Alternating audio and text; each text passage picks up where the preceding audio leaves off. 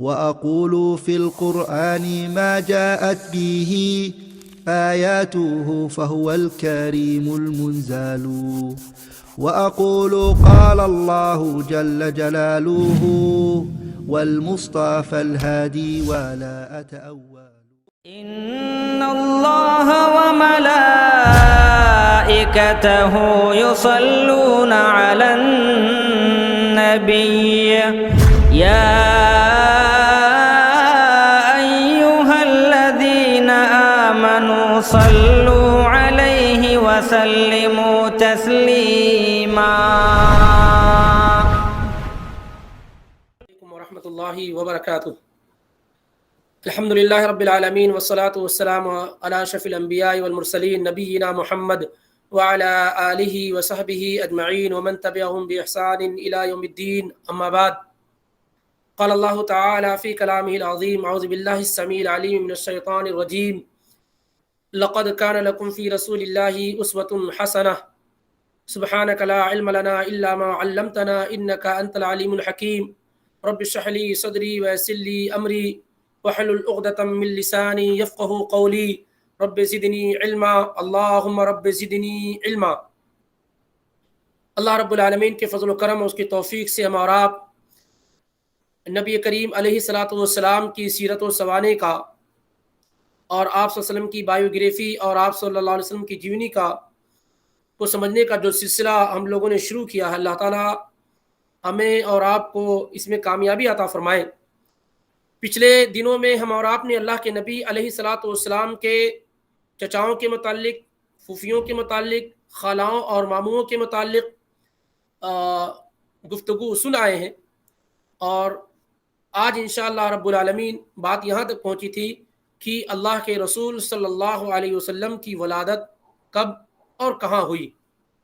تو آج شروع کرتے ہیں کہ اس کائنات کے سب سے بہترین انسان سید الکونین جناب محمد الرسول اللہ صلی اللہ علیہ وآلہ وسلم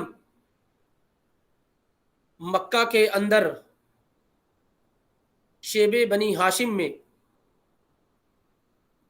9 ربیع الاول پیر کے دن صبح کے وقت سن 1 عام الفیل اور انگریزی کیلنڈر کے حساب سے 20 یا 22 اپریل 571 عیسوی میں قدم رنجا ہوئے، نمودار ہوئے، پیدا ہوئے۔ اللہ کے نبی علیہ السلام کی ولادت اور پیدائش کو لے کر کے کئی طرح کے مسائل ہیں۔ کچھ چیزیں وہ ہیں جو متفق علیہ ہیں، جیسے اللہ کے رسول صلی اللہ علیہ وسلم کا یوم الاثنین، پیر کے دن، منڈے کے دن پیدا ہونا، یہ بالکل واضح ہے، جیسا کہ صحیح مسلم میں حدیث نمبر 1162 1162 میں ابو قتادہ الانصاری رضی اللہ تعالی عنہ سے مروی ہے کہ ایک آدمی نے اللہ کے رسول صلی اللہ علیہ وسلم سے یہ سوال کیا کہ ما تقول فی صوم یوم الاثنین، آپ پیر کے دن روزہ رکھنے کے متعلق کیا کہتے ہیں؟ تو آپ نے فرمایا ذاک یوم ولدت فیہ، یہی تو دن ہے جس دن میری پیدائش ہوئی ہے اور جس دن مجھے نبوت اور رسالت سے سرفراز کیا گیا ہے۔ تو گویا پیر کا دن، یوم الاثنین کا دن یا آپ کی ولادت کا دن ہے، یہ خود آپ نے ڈکلیئر کر دیا اور واضح کر دیا ہے۔ جہاں تک معاملہ ہے تاریخ پیدائش کا، مہینوں کا،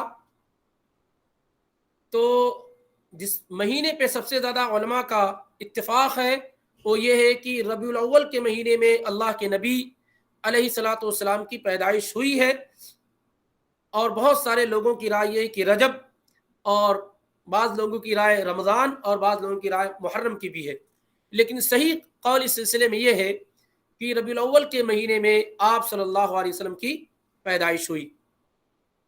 اگر آپ تاریخ میں آتے ہیں تو تاریخ ولادت میں سب سے زیادہ اختلاف ہے کہ ربیع الاول کی کون سی تاریخ تھی۔ بعض سیرت نگاروں کی، بایوگرافرز کی رائے یہ ہے کہ 1 تاریخ تھی، بعض کی 2، بعض کی 8، بعض کی 9، بعض کی 10، 12، 17، 18، یہ سب اقوال آپ صلی اللہ علیہ وسلم کی تاریخ ولادت کے متعلق ہیں، اور یہ سب بیان کرنے والے عام لوگ نہیں، بڑے بڑے اسکالر جیسے حافظ ابن کثیر، ابن خلدون وغیرہ جیسے لوگ ہیں۔ یہی اس بات کا سب سے بڑا ثبوت ہے کہ اللہ کے نبی علیہ الصلاۃ والسلام کا کوئی جشن میلاد نہیں منایا گیا ہے، کوئی آپ کا برتھ ڈے نہیں منایا گیا ہے، کوئی جشن کا اہتمام نہیں کیا گیا ہے۔ اگر اللہ کے نبی علیہ الصلاۃ والسلام کی تاریخ ولادت پر کسی بھی طرح کا کوئی جشن منعقد کیا گیا ہوتا تو آج آپ کی تاریخ ولادت میں اس قدر اختلاف ہرگز موجود نہ ہوتا۔ اللہ کے نبی علیہ الصلاۃ والسلام سے پوچھا گیا، ابو امامہ الباہلی کی روایت ہے کہ آپ اپنے بارے میں کچھ بتلائیے، تو اللہ کے نبی علیہ الصلاۃ والسلام نے فرمایا انا دعوت ابی ابراہیم، میں اپنے والد اپنے باپ ابراہیم کی دعا ہوں۔ آپ سبھی جانتے ہیں کہ جب ابراہیم علیہ الصلاۃ والسلام نے اللہ کا گھر تعمیر کر دیا، بنا دیا یہ خانہ کعبہ، تو انہوں نے وہاں دعا بھی کی تھی، ربنا وابعث فیہم رسولا من انفسہم، اے اللہ تو انہی میں سے، انہی مکہ کے لوگوں میں سے ایک نبی کو بھیجنا جو نبی تیری آیات کی تلاوت کرے، لوگوں کو پاک کرے اور کتاب و حکمت کی تعلیم دے۔ تو اللہ کے نبی علیہ الصلاۃ والسلام نے کہا انا دعوت ابی ابراہیم، میں وہ نبی ہوں جس کے لیے میرے والد ابراہیم نے دعا کی تھی، بشرا عیسیٰ، اور میں اپنے بھائی عیسیٰ کی بشارت ہوں۔ میرے بھائی نے اپنی امت کے لوگوں کے بارے میں کہا تھا کہ وَمُبَشِّرًا بِرَسُولٍ يَأْتِي مِن بَعْدِهِ اسْمُهُ احمد، کہ میرے بعد ایک نبی آنے والا ہے جس کا نام کیا ہے؟ احمد ہے۔ وَرَأَتْ أُمِّي أَنَّهُ يَخْرُجُ مِنْهَا نُورٌ أَضَاءَتْ مِنْهُ قُصُورُ الشَّامِ، اور میری ماں نے دیکھا کہ ان کے پیٹ سے ایک نور نکلا جس نے شام کے محل کو اور اس کے قصور کو کیا ہے؟ روشن اور تابناک کر دیا۔ یہ مسند احمد کی روایت ہے، حدیث نمبر 22261 یعنی 22,261۔ اور آپ صلی اللہ علیہ وسلم کی تاریخ پیدائش کے متعلق یہ سب سے صحیح اور سچی روایت ہے۔ باقی اس کے علاوہ یہ ہے کہ جب آپ پیدا ہوئے تو بت گر گئے، بہت سارے محل گر گئے، یہ ساری کی ساری باتیں کیا ہے؟ صحیح طور پر اللہ کے رسول صلی اللہ علیہ وآلہ وسلم سے ثابت نہیں ہے۔ جب اللہ کے نبی علیہ الصلاۃ والسلام کی ولادت ہوئی تو آپ کی والدہ آمنہ بنت وہب نے آپ کے دادا عبد المطلب کے پاس خوشخبری دی کہ آپ کے پاس پوتا آیا ہوا ہے، کیونکہ آپ کے والد تو آپ کی پیدائش سے پہلے ہی فوت ہو چکے تھے۔ فجاء مستبشرن، بہت خوش ہوئے عبد المطلب اپنے پوتے محمد کو صلی اللہ علیہ وسلم کو لے کر خانہ کعبہ میں داخل ہوئے، اللہ رب العالمین سے آپ کے بارے میں دعا کی، اللہ کا شکر ادا کیا، اور نبی علیہ الصلاۃ والسلام کا نام یعنی اپنے پوتے کا نام عبد المطلب نے محمد رکھا۔ یہ وہ نام تھا کہ یہ نام عرب کے اندر معروف اور مشہور نہیں تھا۔ محمد کا مطلب ہوتا ہے وہ شخص جس کی بہت زیادہ تعریف کی گئی ہو، جس کی بہت زیادہ تعریف کی گئی ہو۔ یہ اللہ کے نبی علیہ الصلاۃ والسلام کا نام محمد، اور اسی طریقے سے بعض روایت کے مطابق یہ ہے کہ آپ کی والدہ نے آپ کا نام احمد رکھا، اور بعض روایت سے معلوم ہوتا ہے کہ دادا ہی نے محمد اور احمد دونوں نام رکھا۔ جہاں تک معاملہ ہے آپ کے ناموں کا، تو اس کے متعلق خود اللہ کے نبی علیہ الصلاۃ والسلام نے بیان کیا کہ میرے کئی نام ہیں، میرے کئی نام ہیں۔ آپ صلی اللہ علیہ وسلم خود فرماتے ہیں ان لی اسماء، میرے کئی نام ہیں۔ بخاری کی روایت ہے انا محمد وانا احمد وانا الماحی الذي يمحو الله بي الكفر وانا الحاشر الذي يحشر الناس على قدمي وانا العاقب الذي ليس بعده احد۔ بخاری اور مسلم دونوں میں روایت ہے، آپ نے فرمایا میرے کئی نام ہیں، میں ہی محمد ہوں، میں ہی احمد ہوں، میں ہی ماحی ہوں جس کے ذریعے سے اللہ کفر کو مٹا دے گا، میں ہی حاشر ہوں جس کے قدموں پہ لوگوں کو جمع اور اکٹھا کیا جائے گا، میں ہی عاقب ہوں جس کے بعد کوئی نبی نہیں آئے گا۔ ایسے ہی ابو موسیٰ اشعری رضی اللہ تعالیٰ عنہ کی روایت صحیح مسلم میں موجود ہے کہ اللہ کے نبی علیہ الصلوۃ والسلام کان رسول اللہ صلی اللہ علیہ وسلم یسمی لنا نفسہ اسماء، کہ اللہ کے نبی علیہ الصلوۃ والسلام ہمارے لیے خود اپنے نام بیان کرتے تھے، اور آپ فرماتے تھے کہ میں محمد ہوں، واحمد والمقفی والحاشر ونبی التوبۃ ونبی الرحمہ، کہ میں محمد ہوں، احمد ہوں، مقفی ہوں، حاشر ہوں، نبی التوبہ ہوں اور نبی الرحمہ ہوں۔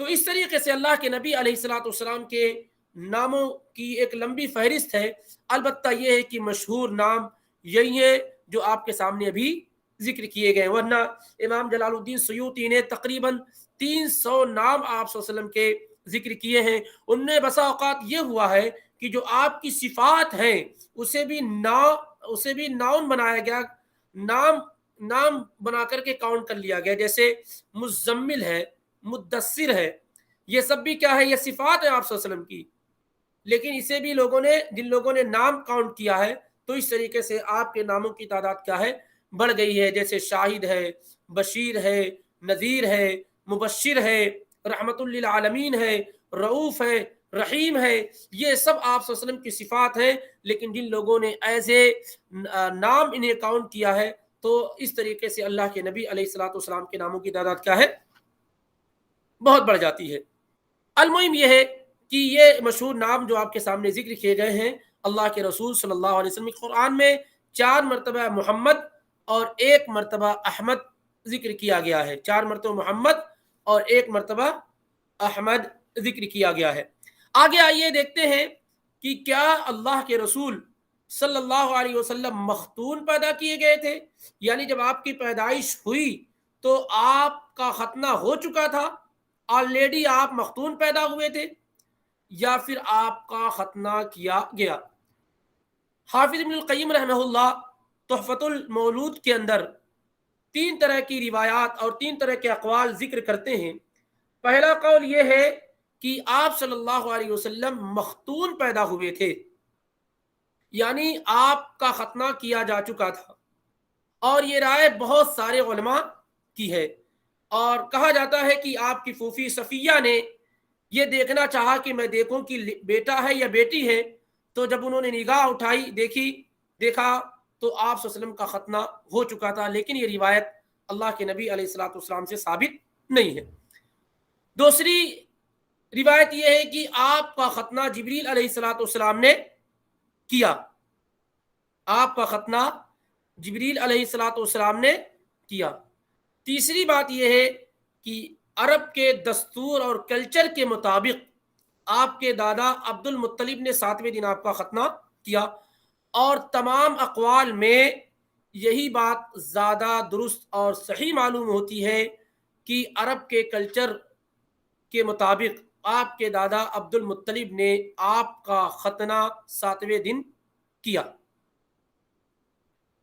اور آپ کا مختون پیدا ہونا، ختنہ کیا ہوا پیدا ہونا، یہ دراصل ایک عیب ہے، یہ خوبی کی بات نہیں ہے، عیب ہے، اور اللہ کے نبی علیہ الصلوۃ والسلام کو اللہ رب العالمین نے ہر عیب سے مبرہ پیدا کیا تھا۔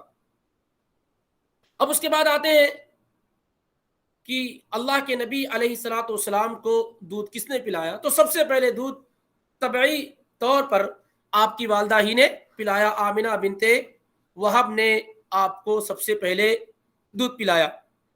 اس کے بعد آپ کو دودھ پلانے والی خاتون ثویبہ الاسدیہ ہیں، ثویبہ الاسدیہ ہیں، الاسلمیہ ہیں، جنہوں نے آپ صلی اللہ علیہ وسلم کو دودھ پلایا۔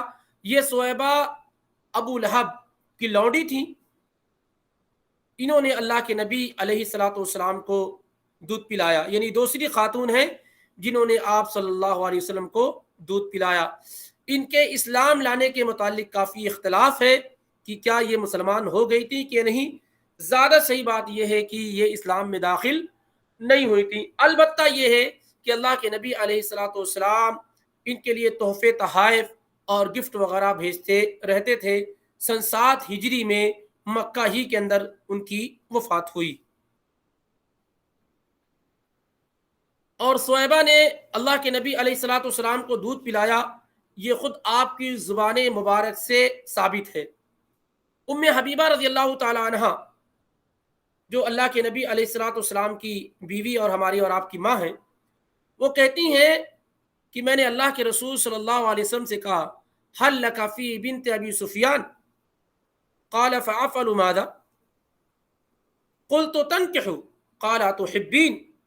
ام حبیبہ رضی اللہ تعالی عنہ نے اللہ کے نبی علیہ الصلوۃ والسلام سے کہا کہ کیا آپ کو ابو سفیان کی بیٹیوں میں رغبت نہیں ہے؟ تو اللہ کے نبی علیہ الصلوۃ والسلام نے کہا کس لیے؟ کہا نکاح کرنے کے لیے۔ تو اللہ کے نبی صلی اللہ علیہ وسلم نے کہا کیا تم پسند کرتی ہو کہ میں تمہاری سوتن اور سوکن لے کر آؤں؟ تو ام حبیبہ رضی اللہ تعالی عنہ نے کہا لست لک بمخلیۃ، میں آپ کی تنہا بیوی تو ہوں نہیں، میرے علاوہ آپ کی کئی بیویاں ہیں، تو میں چاہتی ہوں کہ سوتن جو بنے وہ میری اپنی بہن بن جائے تاکہ وہ خیرات اور برکات میں شامل ہو جائے۔ تو اللہ کے نبی علیہ الصلوۃ والسلام نے فرمایا انہا لا تحل لی، وہ میرے لیے حلال اور جائز نہیں ہے، یعنی تمہاری بہن سے نکاح کرنا میرے لیے جائز اور درست نہیں ہے، کیونکہ اللہ تعالیٰ نے منع کیا کہ وَأَن تَجْمَعُوا بَيْنَ الْأُخْتَيْنِ کہ دو بہنوں کو ایک ساتھ نکاح میں بیک وقت رکھنا ہے کیا ہے؟ حرام ہے۔ پھر وہ کہنے لگیں کہ مجھ کو خبر ملی ہے کہ آپ جو ہے ام سلمہ کی بیٹی سے نکاح کرنا چاہتے ہیں۔ ام سلمہ یہ بھی اللہ کے رسول صلی اللہ علیہ وسلم کی بیوی ہیں۔ تو اللہ کے نبی علیہ الصلوۃ والسلام نے کہا ام سلمہ کی بیٹی تو میرے لیے 2 وجہ سے حرام ہے۔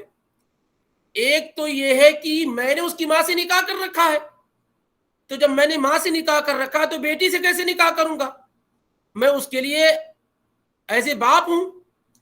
دوسری بات یہ ہے آپ نے فرمایا ارضعتنی واباہا سویبہ کہ مجھے اور جس لڑکی سے تم نکاح کرنے کی بات کر رہی ہو اس کے والد کو، دونوں کو سویبہ نے دودھ پلایا ہے، دونوں کو سویبہ نے دودھ پلایا ہے، تو اس طریقے سے وہ میری رضائی بھتیجی ہوئی، تو میں اس سے نکاح کیسے کر سکتا ہوں؟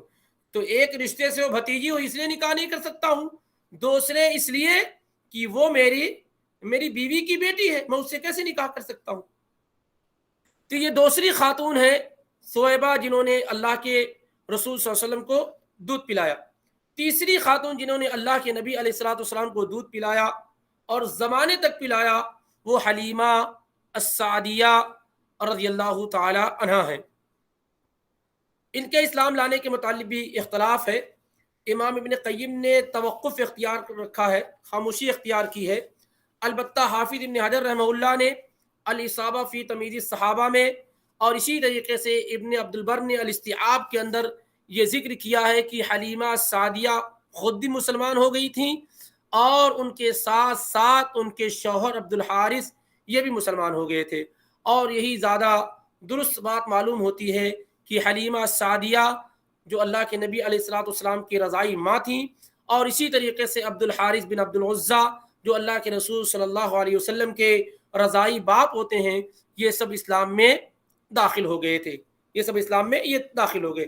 تو یہ 3 خاتون ہیں جنہوں نے اللہ کے رسول صلی اللہ علیہ وسلم کو دودھ پلانے کا شرف حاصل کیا ہے۔ ان میں سب سے پہلے آپ کی والدہ ماجدہ آمنہ بنت وہب، اور دوسری خاتون سویبہ الاسلمیہ جو آپ کے چچا ابو لہب کی لونڈی تھیں، اور تیسری خاتون جو حلیمہ السعدیہ جو بنو سعد بن بکر قبیلے سے آتی تھیں، جنہوں نے لمبے وقت تک آپ صلی اللہ علیہ وسلم کو دودھ پلایا تھا۔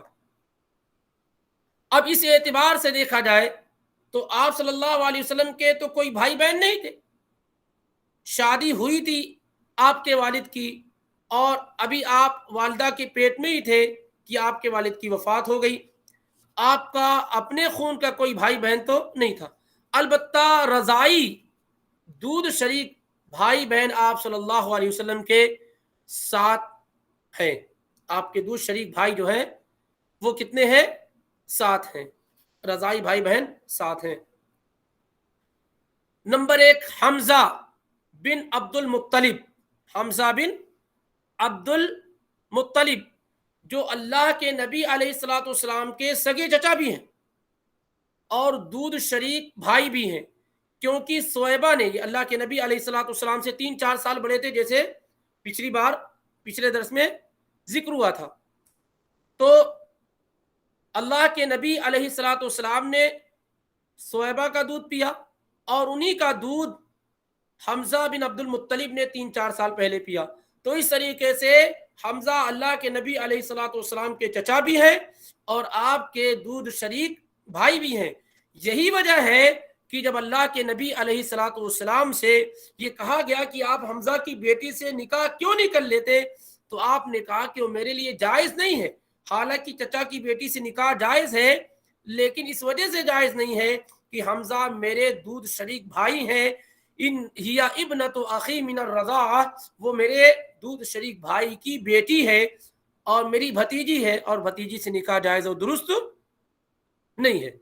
تو آپ کے دودھ شریک بھائی حمزہ بن عبد المطلب ہے جو آپ کے چچا بھی ہیں. اور دونوں کو دودھ پلایا کس نے؟ صہیبہ نے. دوسرے آپ کے دودھ شریک بھائی ابو سلمہ، جن کا اصل نام عبداللہ بن عبد الاسد المخزومی ہے، جو آپ کی پھوپھی کے لڑکے، آپ کی پھوپھی برہ جو ہیں ان کے لڑکے ہیں. تو ابو سلمہ جو ہیں وہ اللہ کے نبی علیہ الصلوۃ والسلام کے پھوپھی زاد بھائی بھی ہیں اور دودھ شریک بھائی بھی ہیں، کیونکہ صہیبہ نے اللہ کے نبی علیہ السلام کو بھی دودھ پلایا، آپ کے چچا حمزہ کو بھی دودھ پلایا، اور آپ کے پھوپھی کے لڑکے ابو سلمہ جن کا نام عبد الاسد ہے ان کو بھی دودھ پلایا. تو ابو سلمہ 2 طریقے سے آپ کے بھائی ہوتے ہیں، ایک پھوپھی زاد بھائی اور دوسرے دودھ شریک بھائی. تیسرے آپ کے رضائی بھائی، دودھ شریک بھائی ابو سفیان بن الحارث بن عبد المطلب ہے، جو آپ صلی اللہ علیہ وسلم کے چچا زاد بھائی ہوتے ہیں، کیونکہ آپ کے سب سے بڑے چچا حارث کے لڑکے ہیں. اور دوسرے اعتبار سے آپ کے دودھ شریک بھائی ہوتے ہیں، وہ اس طریقے سے حلیمہ سعدیہ نے آپ کو بھی دودھ پلایا تھا، اور اسی طریقے سے ابو سفیان بن حارث کو بھی دودھ پلایا، جو آپ صلی اللہ علیہ وسلم کے چچا کے لڑکے تھے. یہ سارے کے سارے لوگ مسلمان ہو گئے تھے. ابو سلمہ، ابو سفیان، یہ سب لوگ کیا ہے؟ مسلمان ہو گئے تھے. اب اس کے بعد آتے ہیں مسروح. مسروح یہ صہیبہ کے بیٹے تھے، یہ بھی اللہ کے نبی علیہ الصلوۃ والسلام کے دودھ شریک بھائی ہیں. ان کے اختلاف لانے کے متعلق، ان کے اسلام لانے کے متعلق اختلاف ہے کہ آیا انہوں نے اسلام قبول کیا تھا یا نہیں کیا تھا. زیادہ صحیح بات یہ ہے کہ انہوں نے اسلام قبول نہیں کیا تھا. تو یہ 4 بھائی ہو گئے آپ کے، حمزہ جو آپ کے چچا بھی ہیں، ابو سلمہ جن کا نام عبداللہ ہے، ابو سفیان جو آپ کے چچا کے لڑکے بھی ہیں، اور مسروح. یہ 4 بھائی آپ کے دودھ شریک بھائی ہوئے. 3 بہنیں، 4 نہیں 5، عبداللہ بن حارث جو حلیمہ سعدیہ کے بیٹے تھے، یہ 5 بھائی آپ کے ہوئے. اور 2 بہنیں تھیں، ایک کا نام انیسہ بنت حارث اور دوسرے کا نام شیمہ تھا. یہ سب شیمہ، انیسہ اور عبداللہ بن حارث، یہ تینوں حلیمہ السعدیہ کے بیٹے ہیں، تینوں حلیمہ السعدیہ کی اولاد ہیں. تو اللہ کے نبی علیہ الصلوۃ والسلام کے اس طریقے سے 5 دودھ شریک بھائی اور 2 بہنیں ہوئیں. ان میں شیمہ جو تھیں، شیمہ وہی ہیں جو اللہ کے نبی علیہ الصلوۃ والسلام سے 4-5 سال بڑی تھیں اور اللہ کے نبی علیہ الصلوۃ والسلام کو گود کھلایا کرتی تھیں. اور ایک مرتبہ اللہ کے نبی علیہ الصلوۃ والسلام نے انہیں دانت کاٹ لیا. حالانکہ اس روایت پہ کلام موجود ہے، اور جو ہے غزوہ حوازن کے موقع پر وہ اللہ کے نبی علیہ الصلوۃ والسلام کے پاس آئی بھی، اور انہوں نے کہا کہ انا اخت صاحبکم، میں تمہارے نبی کی بہن ہوں. تو لوگوں کو بہت تعجب ہوا کہ اللہ کے نبی علیہ الصلوۃ والسلام کی کوئی بہن تو نہیں تھی. پھر انہوں نے کہا کہ مجھے لے چلو اپنے نبی کے پاس. وہ اللہ کے نبی علیہ الصلوۃ والسلام کے پاس آئیں، آپ انہیں پہچان نہ سکے. پھر آپ صلی اللہ علیہ وسلم سے انہوں نے کہا کہ وہ نشان باقی ہے جو آپ نے لگائے تھے دانتوں سے. پھر انہوں نے دکھایا. بہرحال ان روایات پہ جو ہے روایات محدثین کی عدالت کے مطابق بہت درست نہیں ہے، لیکن بہت زیادہ شہرت یہ چیزیں رکھتی ہیں. اس لیے ہو بھی سکتا ہے کہ یہ باتیں آپ صلی اللہ علیہ وسلم کے ساتھ ہوئی ہوں. اور اس کے بعد اللہ کے نبی علیہ الصلوۃ والسلام نے ان کے سامنے اسلام کو پیش کیا اور شیمہ نے اسلام قبول کیا، اور آپ صلی اللہ علیہ وسلم نے بہت سارے گفٹ، تحفے اور ہدایہ وغیرہ دے کر کے پھر ان کو رخصت اور الوداع کیا. تو اس طریقے سے یہ آپ صلی اللہ علیہ وسلم کے 7 بھائی بہن ہوتے ہیں جو دودھ شریک ہیں. نبی علیہ الصلوۃ والسلام کی پیدائش کے بعد عرب کا جو کلچر تھا، جو تہذیب تھی، وہ یہ کہ 7-8 دن کے بعد بچے کو گاؤں میں بھیج دیا جاتا تھا تاکہ وہاں وہ دودھ پئیں اور وہاں کی صاف اور شفاف آب و ہوا میں رہیں اور لینگویج اور زبان وغیرہ مضبوط ہو جائے، اچھی ہو جائے، اور اسی طریقے سے وہاں قدرتی چیزیں کھائیں تاکہ بچے مضبوط ہو جائے. یہ عرب کا کلچر تھا. اسی کلچر کے مطابق حلیمہ سعدیہ کا بیان ہے کہ ہماری ایک ٹولی، ایک جماعت بچوں کو تلاش کرنے کے لیے مکہ آئی، اور میرے حصے میں اللہ کے رسول صلی اللہ علیہ وسلم آئی. الگ بات ہے کہ بہت ساری باتیں اس سلسلے بیان کی جاتی ہیں کہ پہلے وہ آئیں تو دیکھا کہ یتیم ہے تو انہوں اللہ کے نبی علیہ الصلوۃ والسلام کو قبول نہیں کیا. پھر جب جانے لگیں اور سارے لوگوں کو بچے مل گئے تو انہوں نے کہا خالی ہاتھ جانے سے بہتر ہے یہ ہے کہ نبی علیہ الصلوۃ والسلام کو لے کر ہی چلا جائے، کچھ نہ ہونے سے کچھ ہونا بہتر ہے. لیکن بہرحال یہ سب تاریخی روایات ہیں جن میں یعنی منطقی لاجیکلی طور پہ بھی خرابیاں کیا ہے موجود ہیں. صرف اس بنیاد پر اللہ کے نبی علیہ الصلوۃ والسلام کو قبول نہ کرنا کہ ان کے والد موجود نہیں ہیں، یہ لوگ کیا دیں گے بدلے میں، معاوضے میں، یہ بات بہت درست معلوم نہیں ہوتی، کیونکہ آپ کے دادا موجود تھے اور جو آپ کے لیے حد درجہ قربانی دینے کے لیے تیار تھے. ایک بات یہ ہو سکتی ہے. اسی طریقے سے آپ صلی اللہ علیہ وسلم کا جو چہرہ تھا، آپ کی جو وجاہت تھی، ایک مرتبہ جو آپ کو دیکھتا آپ کا گرویدہ ہو جاتا. پھر یہ کیسے کہا جا سکتا ہے کہ حلیمہ سعدیہ نے آپ کو دیکھا ہو اور صرف اس بنیاد پر قبول نہ کیا ہو کہ معاوضہ اور بدلہ کون دے. بہرحال یہ تمام کی تمام چیزیں ذہن کے اندر ایک خلش پیدا کرتی ہیں. اس وجہ سے یہ سب تاریخی روایات ہیں، اور ہو بھی سکتا ہے کہ یہ درست اور صحیح ہو، اور ہو بھی سکتا ہے کہ یہ غلط ہو. لیکن یہ بات تو ثابت ہے کہ اللہ کے نبی علیہ الصلوۃ والسلام نے حلیمہ سعدیہ کا دودھ پیا ہے، کیونکہ آپ خود کہتے ہیں کہ وَاسْتُرْضِعْتُ فِي بَنِي سعد بن بکر، کہ مجھے بنو سعد کے قبیلے میں دودھ پلایا گیا ہے. یہ بات واضح ہے. بہرحال حلیمہ سعدیہ رضی اللہ تعالی عنہ اللہ کے نبی علیہ الصلوۃ والسلام کو لے کر کے اپنے علاقے میں روانہ ہوئی جو طائف سے قریب ہے بالکل. وہاں آئی اور وہ کہتی ہیں کہ جب میں بچوں کو لینے کے لیے آئی تھی تو میرے پاس جو اونٹنی تو بالکل کمزور تھی، چل نہیں پا رہی تھی، اور میں اپنے قافلے اور سرکت سے پیچھے رہ جاتی تھی. لیکن جب میں اللہ کے نبی علیہ الصلوۃ والسلام کو لے کر واپس لوٹنے لگی تو وہ اونٹنی جو چلنے پھرنے سے معذور نظر آ رہی تھی بڑی فراٹے کے ساتھ بھاگنا شروع کر دی، اور اونٹنی میں دودھ آنے لگے. اور اس طریقے سے وہ کہتی ہیں کہ پوری زندگی میری، پوری لائف میری یہ خوشحالیوں سے بھر گئی، خیرات و برکات سے بھر گئی. چنانچہ جب 2 سال ہو گئے تب بھی وہ چاہتی تھیں کہ اللہ کے رسول صلی اللہ علیہ وسلم کو کچھ دن اور اپنے پاس رکھیں، اور اس کے لیے جب چونکہ 2 سال ہی دودھ پلانے کی مدت ہے، پھر وہ 2 سال کے بعد اللہ کے نبی علیہ الصلوۃ والسلام کو لے کر کے آمینہ کے پاس آئیں جو آپ کی والدہ تھیں، اور کہنے لگیں کہ مکہ کی آب و ہوا، یہاں کا کلائمیٹ اچھا نہیں ہے، میں یہ چاہتی ہوں کہ محمد میرے پاس اور رہیں اور کچھ دنوں تک اور میرے پاس رہیں. بہت انہوں نے کنونس کیا جس سے آپ کی والدہ راضی ہو گئیں، اور انہوں نے 2 سال کے بعد بھی محمد صلی اللہ علیہ وسلم کو حلیمہ السعدیہ کے حوالے کر دیا. لیکن ایک انسیڈنٹ، ایک حادثہ ایسا پیش آیا جس سے حلیمہ السعدیہ ڈر گئیں، اور انہوں نے اللہ کے نبی علیہ الصلوۃ والسلام کو آمینہ کے پاس لوٹا دیا. اور وہ یہ ہے جیسا کہ صحیح مسلم حدیث نمبر 261 میں ہے کہ اللہ کے نبی علیہ الصلوۃ والسلام بچوں کے ساتھ کھیل رہے تھے. یلعب مع غلمان، آپ بچوں کے ساتھ کھیل رہے تھے. ابن سعد کی روایت کے مطابق آپ کی عمر 4 یا 5 سال تھی. آپ بچوں کے ساتھ کھیل رہے تھے کہ جبریل علیہ السلام آئے اور محمد صلی اللہ علیہ وسلم کا سینہ چاک کیا، شق صدر جس کو کہتے ہیں.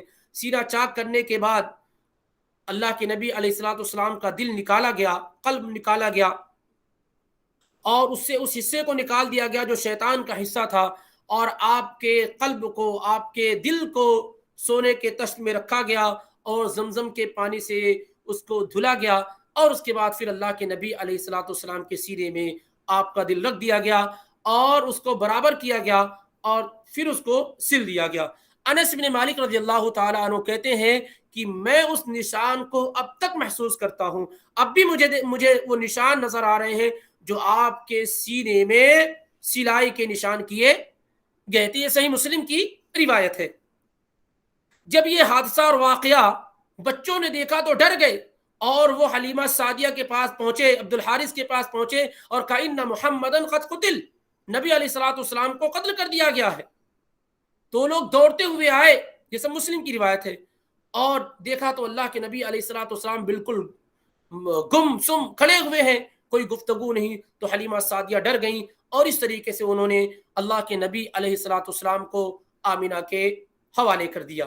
باقی انشاءاللہ رب العالمین آئندہ درس میں آپ کے سامنے بات آئیں گی. اللہ رب العالمین ہمیں اور آپ کو یہ توفیق عطا فرمائے کہ ہم اور آپ نبی علیہ السلام کی سیرت اور سوانح کو ڈیپلی طریقے سے پڑھ سکیں اور اس کے مطابق اپنی زندگی کو ڈھالنے کی کوشش کریں. ایک بات تنبیہ کے طور پہ آپ کو بتا دیں کہ نبی علیہ السلام کی زندگی کے وہ لمحات جو نبوت سے پہلے ہیں اور آپ کی زندگی کے وہ لمحات جو نبوت کے بعد ہیں، دونوں میں کافی فرق ہے. نبوت کے بعد کا کوئی بھی لمحہ ایسا نہیں ہے جو محفوظ نہ ہو، جبکہ نبوت سے پہلے کے جو لمحات ہیں اس میں امکانات ہے کہ بہت ساری چیزیں ثابت ہوں صحیح طور پہ اور بہت ساری چیزیں ثابت نہ ہوں. تو یہ ذہن میں بات محفوظ رہے، کیونکہ بہت ساری ایسی چیزیں بھی آپ صلی اللہ علیہ وسلم کی سیرت میں داخل کی گئی ہیں جو عقلی طور پہ بھی ثابت نہیں ہیں اور نہ ہی صحیح روایات میں ان کا کوئی ذکر موجود ہے. اس طریقے سے اللہ رب العالمین کی توفیق سے سیرت کا درس بھی مکمل ہوا. باقی آئندہ انشاءاللہ.